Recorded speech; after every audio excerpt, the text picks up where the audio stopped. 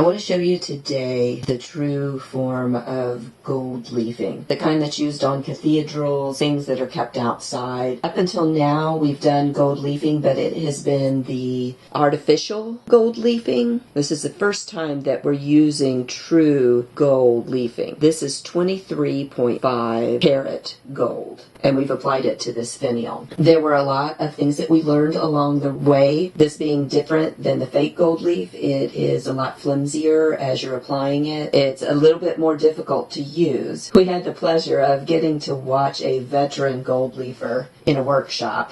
He's been doing gold leaf for 50 years, and he made this look so easy.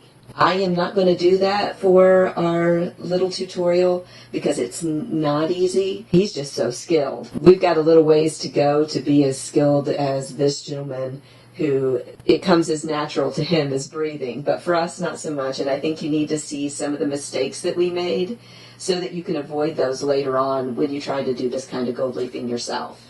Because you kind of need climate control to do gold leafing, we have moved the furniture out of our library and made a workshop out of it. You don't want wind, you don't want bugs, you don't want things sticking to your sizing like dust or anything like that. So this is probably the cleanest area for us to work in. We have our little setup with our supplies and our tools, and even have a camera stand set up so we can videotape our progress. Today we're going to be gold leafing this finial. This finial is a very rough finial. Typically you like to gold leaf on a very almost automotive finish, but unfortunately some of the things that you sometimes have to work on, and I'm afraid that our next project is going to be some textured materials. We decided to approach this baptism by fire. We chose something that was highly textured.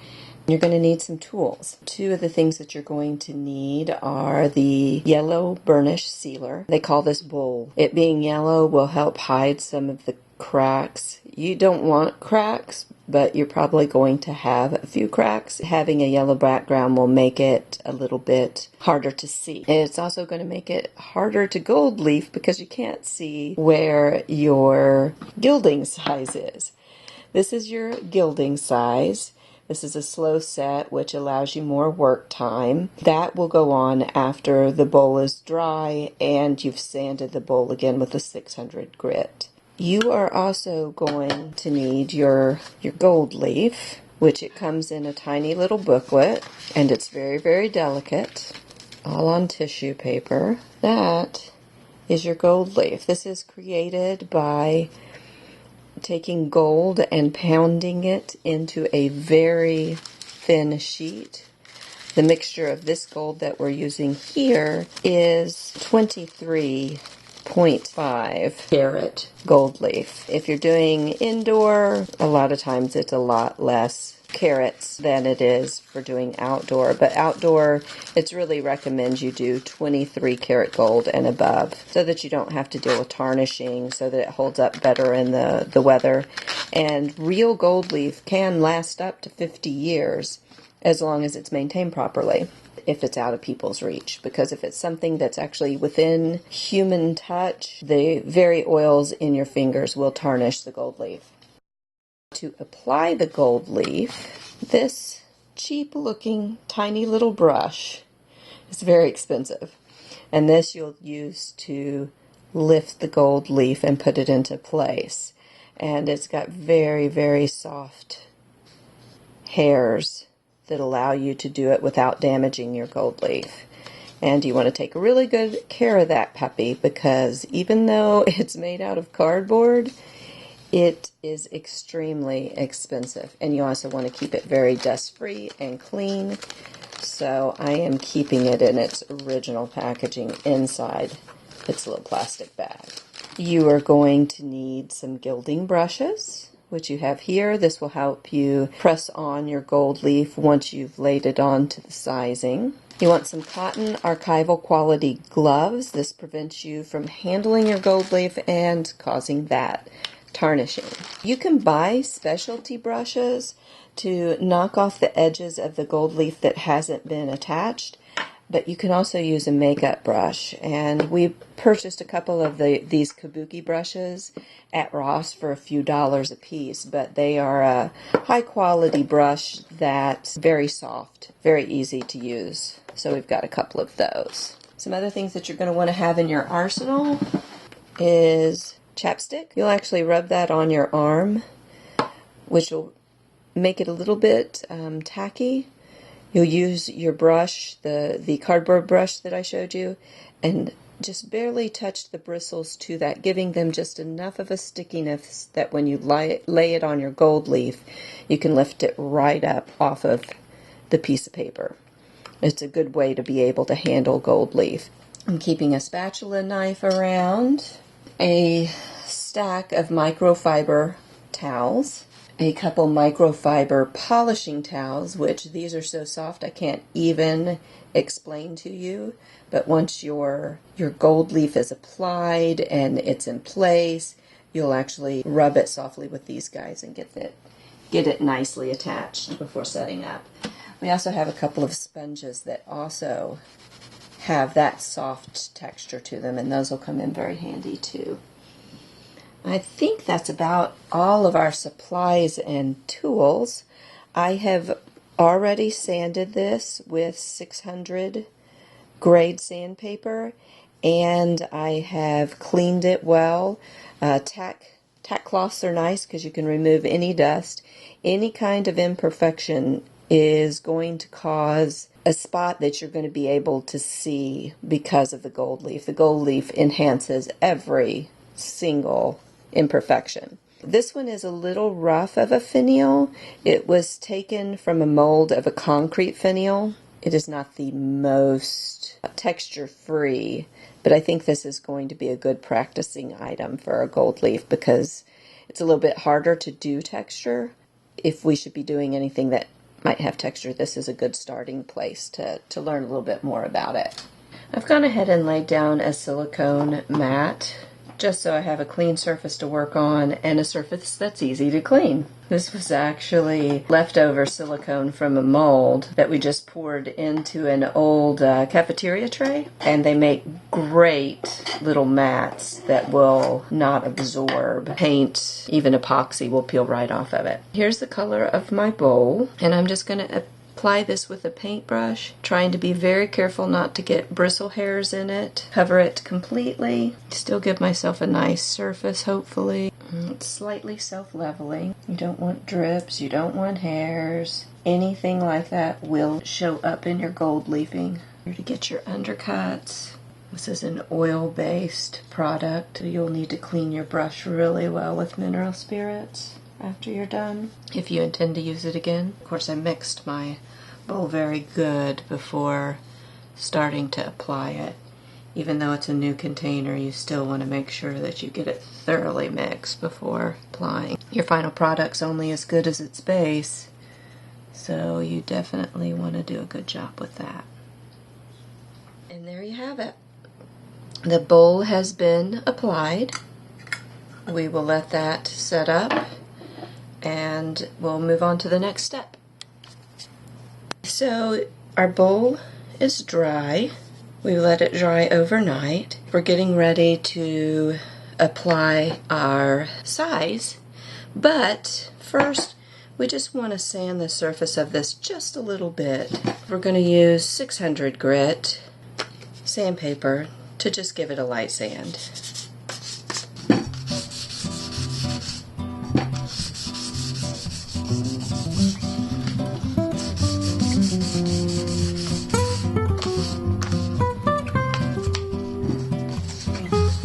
I'd say we've got a nice light sand on our bowl, and we'll take a tack cloth, get rid of any dust, and then we'll get ready to do our sizing. So we're using a Duck's Slow Set Gilding size, clear. It's oil-based, and it takes around 10 hours for this to set up. But before we start doing that, we're going to do a test strip so we can test how tacky it is before we do our actual piece. So I've just got a piece of foam core, And what I'm going to do is just put a few strips of the sizing on here so that we can test how tacky it is before we start gilding our piece.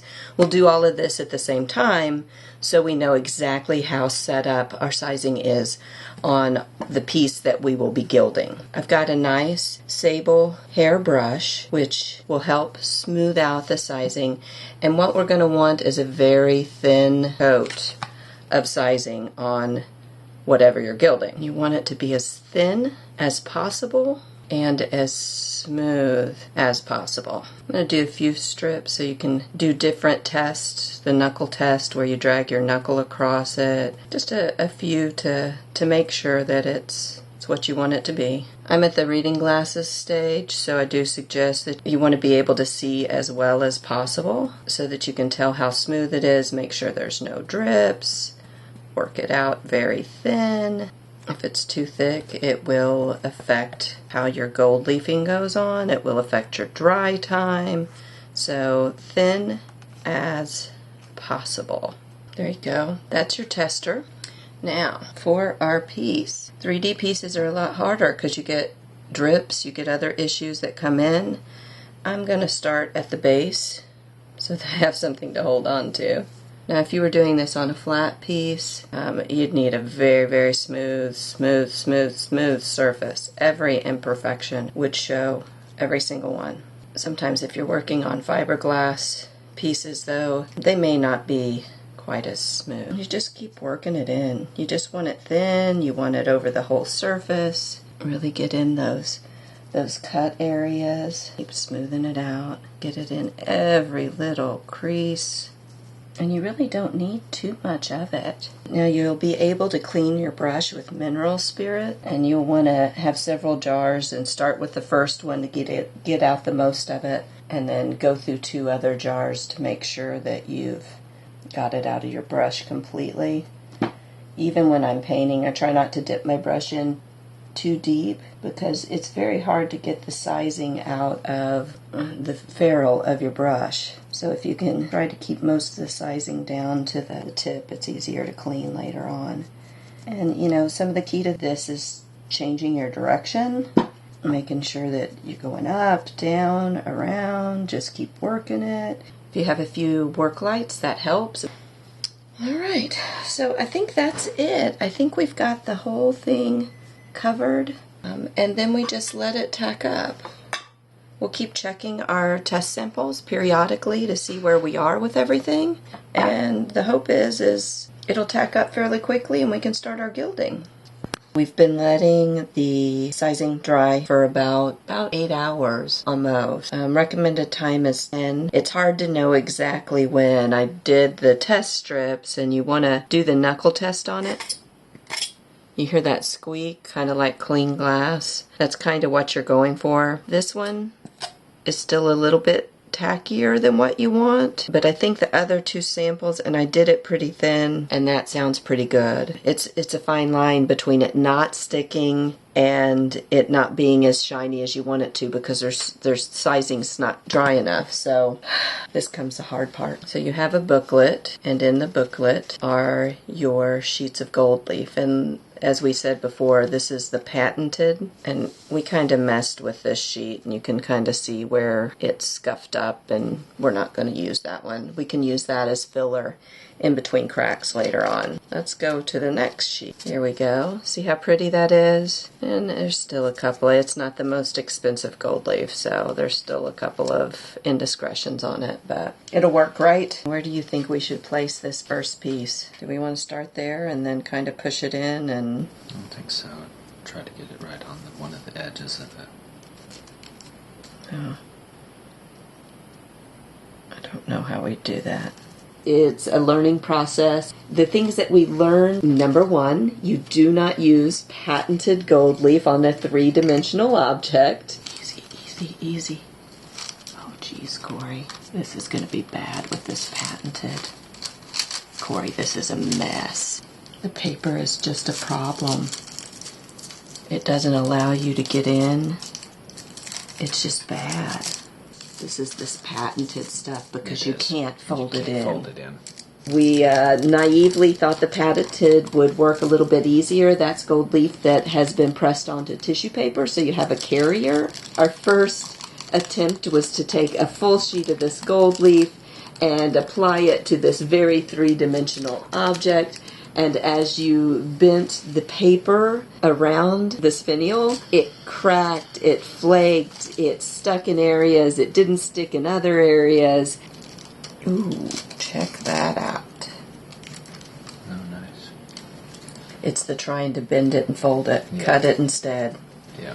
Cut it into small pieces. We learned very quickly that the best way to use patented gold leaf is to cut it into smaller pieces that can be then handled more easily and applied one small area at a time. Bending the paper really did give us a little bit of an issue. Bit straight and don't bend the paper. Yeah.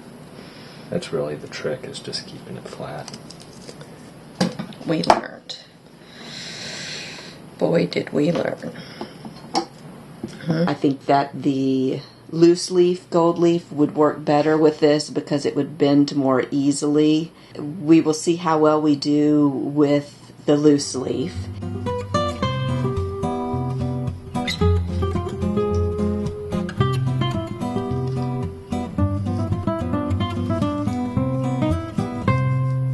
We've allowed our sizing to set a little bit more.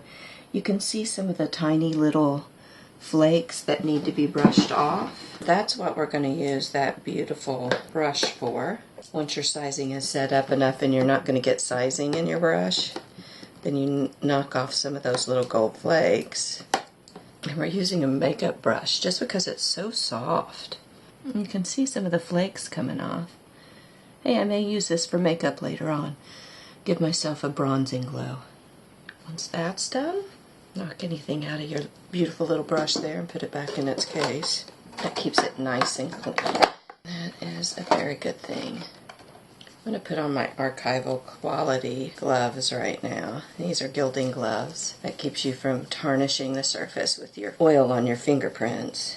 We have got a super soft polishing cloth. Now the sizing will still take almost 7 days to completely set up. So that allows you, as you do your polishing, to move that gold around, really make sure it's adhered well. And you want to keep checking and making sure there's no metal flake even in your microfiber, because the gold will scratch itself. You don't want scratches. You want a beautiful finish.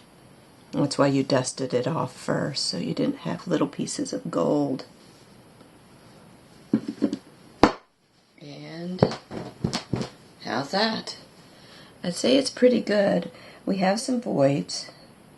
There are a few undercuts that we didn't get into, but I think this may be a rougher example of what will actually be available. And you hold it upside down, you can see some of those undercuts. We might try to come back and do just a touch of sizing in those and touch those up possibly. We just don't know what kind of surface that we will get to work on. So there you go. That's where we are. Shiny. Each time you try new products, it's a learning process, and we were definitely enjoying the learning as we did this 23.5 karat gold leafing.